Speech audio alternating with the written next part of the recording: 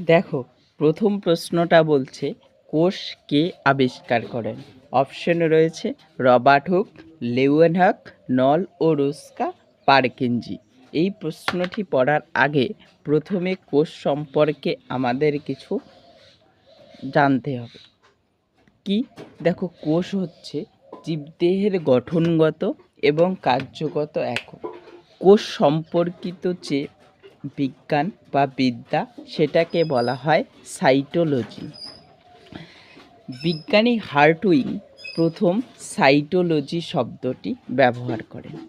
Cyto শব্দটা আমরা যে জায়গায় দেখব না কেন বুঝতে হবে সেটা কোষ সম্পর্কিত কোনো কিছু, আর লজি শব্দটা যে জায়গায় দেখব সেটা ওই জিনিস সম্পর্কিত বিদ্যা বা অধ্যয়ন। ঠিক আছে? যেমন ইকোলজি,